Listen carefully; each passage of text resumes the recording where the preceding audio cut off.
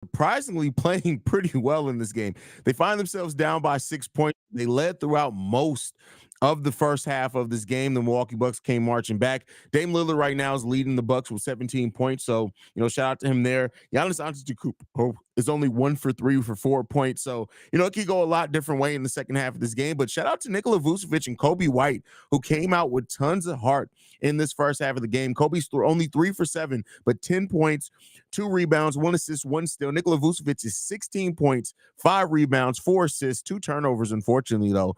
And that's the thing that really hurt the Chicago Bulls in this game. 13 turnovers so far as a team, whereas the Milwaukee Bucks have only 6 turnovers.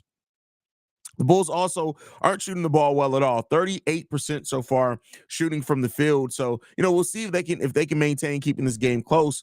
They shot 45% in the first half. In the second half, the Chicago Bulls only shot 33% from the field. So, those are things that are impacting the Chicago Bulls absolutely in this game so far. But this team is playing with heart, right?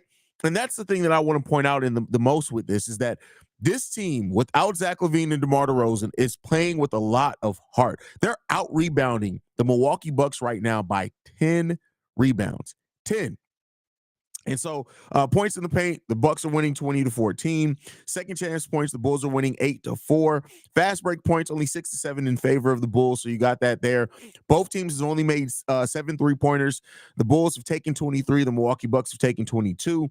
But at the end of the day, listen, the Chicago Bulls have led this game for 10 minutes and 24 seconds. So, when it comes down to it, this Bulls team is competing, I think, better than what many people expected it to do with the missing DeMar and missing Zach LaVine. And I would assume as well 3 for 4 for 8 points, 4 rebounds, 3 assists, 1 steal.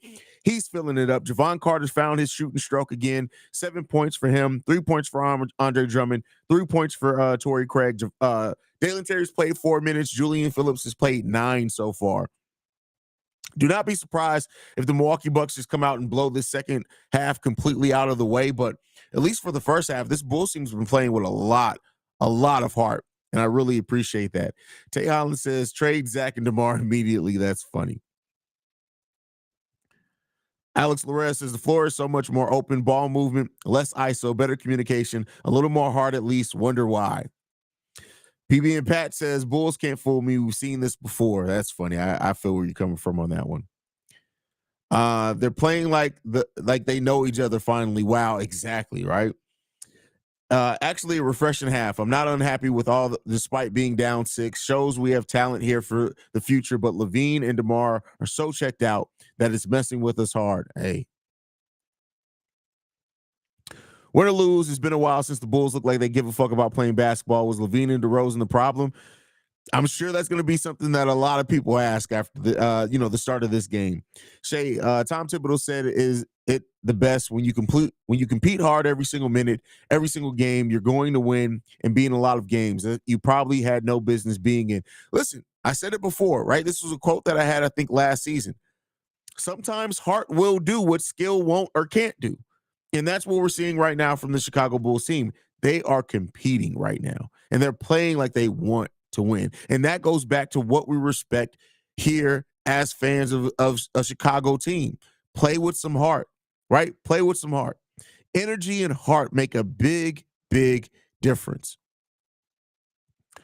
I saw Vooch jump like 3 times and see, okay, well, keep in mind, this is why I always tell you guys, he starts his offense from the same place that DeMar DeRozan does. They go about it completely different ways of where they like to finish at, but they generate their offense from the same starting point. Now that's open for Vooch. And you're seeing Vooch and what he can be when he's engaged. Vooch has not been engaged either. He's engaged this game and mainly engaged because, listen, they're feeding the big man. This team with Vooch as the focal point truly look like they trust each other. This is the effort I want to see. A lot of people are going to agree with you on that one, bro. A lot of people are going to agree with you on that one. Is Acme seeing what we are doing without ISO ball? Well, I've said it. I know a lot of people stick on ISO ball. We have run less than 5% isolation. The thing that makes it look like we run so much isolation is the fact that players don't move without the ball. That's what makes it look like we run isolation on many plays that we're technically not running isolation for. Only 5% of the Bulls plays are isolation this season. So it's more than just not ISO, but I think it's also the energy is different. Also, I completely understand why guys like Vooch are mad. He was cooking in the first quarter, then swapped by Drummond. Swapped by Billy for Drummond. What are you doing, Billy? Billy's an idiot. Billy Donovan is an idiot. So we play good without Zach or DeMar. Wait a minute. Also, this is what happens when Pat is forced to shoot the ball. I mean, listen, when it comes down to it, a team like the Chicago Bulls and where we sit right now and the things that we're going through, I've always said it's a multitude of things going on right now. And this team is playing with a different energy. No matter how you view it, however, you can't deny that the energy around this team and how they've competed so far in this first half is different. If you deny that, you're just being willfully blind because this team is playing with a different edge, and it's good to see.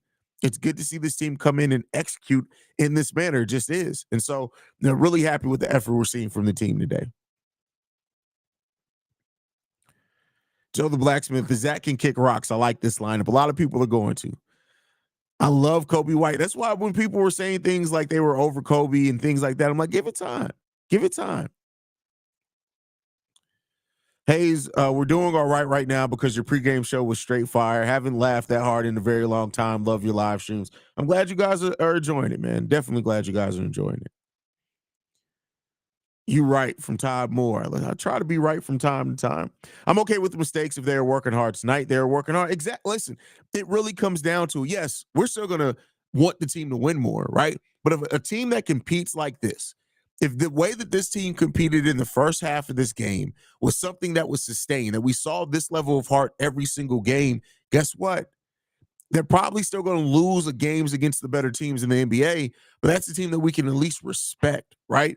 Part of the reason why people are so disappointed in how the Chicago Bulls season has started off is the questionable heart we've seen from this team more times than not. It's hard to get up behind a team that does not show any heart.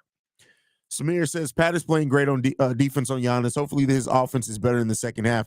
Listen, when it comes to it, it's hard for players to give great defensive effort and also to execute on the offensive side of the ball. You're elite if you can do that on both sides. So if P. Will has an off shooting game today, I'm not gonna hate it. I'm not gonna hate on him because I kind of understand it to a degree with where this team is. Quentin says, I'm just saying I call Kobe White's growth in our video.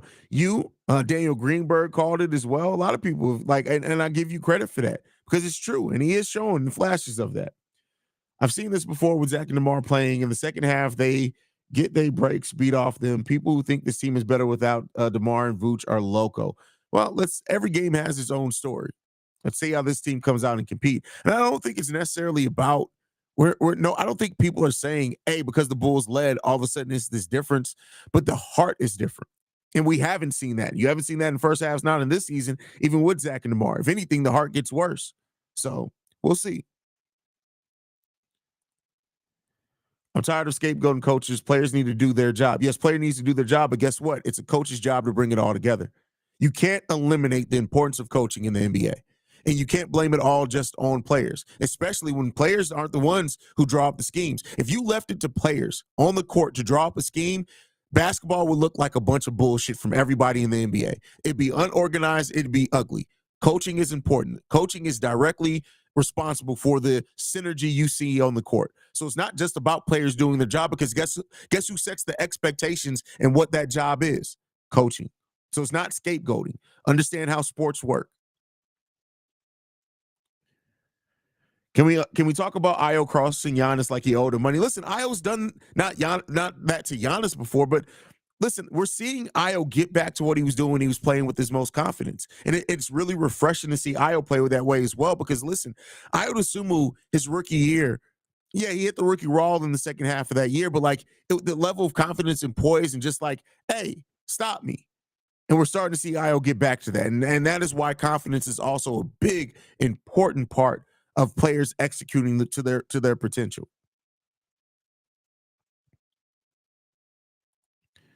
Sounds like KD, Kyrie Harden Nets. Yeah, I'm not gonna lie. I was shitting on the idea of not trading Vooch if we trade Demar and Zach, but the way that everything opens up with Vooch on the floor without Demar, I was definitely wrong. Listen, it's a noticeable. Now I won't put it all on that. Also, it's part on of Vooch is playing well. Like, and it's good to see that. Good to see that. Joe the Blacksmith says, preach Haize, coaching is extremely important. Yeah, casual fans will say this thing all day, like, oh, it's just like if coaching didn't matter as much as what it was, it'll just be about putting the team. But we've seen teams full of superstars fail. You know why? Because coaching is important to bring it all together. It's extremely important. L says, I decided to watch since, first of all, wrong sense there, bro. DeMar and Levine was out. I must say, I like the energy I see from these guys. Vooch is a bit clumsy, but I like the energy. Facts. It's like they've been tired and got some rest. I mean, that too, they were on the road for a while there, but I think even before that, when they were at home for 2 weeks, they looked like that. I don't blame Zach completely at all, but when maybe a second, third option is first, and he tried to be number one, we saw him overdo, leading to turnovers, lack of focus. No, it had nothing to do with him being number one. That's just Zach LaVine. That's just Zach LaVine. And he should have been number one because he was the best player on this team. So listen, at the end of the day, Zach is going to be who Zach is. But if you have better players around it, it help mitigates that. That is why they brought in the roster that they did to help mitigate some of the struggles that we see from Zach and some of his flaws as a player. Haize, you've been saying that Vooch needed room to operate. Zach and DeMar not being there shows. Listen, it is like it's important. Spacing is important in basketball. Spacing is extremely important in basketball. And so, you're seeing how that's playing off now. Bro, if the Bulls can play like this, win or lose with heart, I'll happily watch even if we go 32-50 in the season. When you have Vooch active, defending, etc., without Zach and DeMar, that says something. And I've been saying that too. Like a Chicago Bulls team would much rather watch a team that has no heart, that wins 43 games. They'd much rather watch a team that plays with heart and wins 36. Because you're proud of the effort they're giving, at least, right?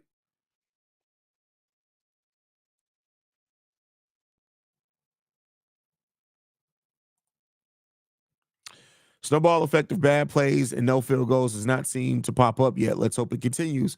We'll see. We'll definitely see. The rotations and using the young players, I rid of the same old stale lineups. I mean, listen, Billy basically was asked about that and basically said, yeah, no, it's not going to happen. Torrey Craig missing a lot of threes. Can we get him some time with that new shooting coach? And so, listen, I've said you got everybody heard.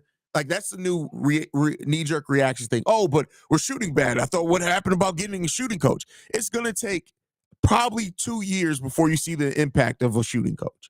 It's not instantaneous like this. It takes time. It takes a lot of time, actually.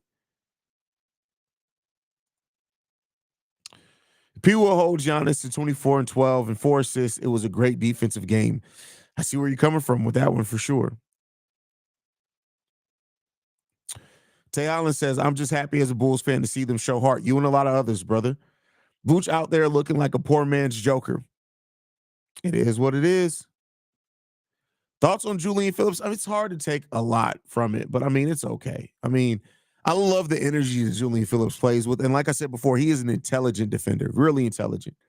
Fans need to appreciate that the Bulls come out and played with some stuffness and heart. I don't believe that Zach and DeMar have checked out and given up. I think they are seeing reality. No, Zach is checked out. I don't know, but I don't say DeMar's necessarily checked out. I think DeMar is starting to decline, but Zach has absolutely been checked out. Total speculation. I think Zach is generally a nice guy, but I think his mentality is toxic for winning basketball. Dude's proven to be spoiled and selfish, getting paid so much with so little. I don't agree with that. Like Zach LaVine is a good dude, and I don't think Zach LaVine is spoiled or selfish at all. At all. I think that he's tired of losing. And I think that if you have good coaching, Zach's going to do whatever he's asked to do. What we've seen from Zach is what he's been asked to do. So I don't agree with the thing of Zach being spoiled and selfish. I don't agree with that at all. And as far as getting paid, he got paid what his value is. Zach LaVine was going to get paid the max regardless. It just is what it is. When you can be top 10 in the league in scoring, you're coming off the back end of a 50, 40, 90 season close to it, that gets you the max. His max was just higher than some people are eligible for their first max. But yeah, he was going to get the max. But all right, game's coming back on. I'll be back post-game show. Love you guys. Go Bulls. See Red. Peace, y'all.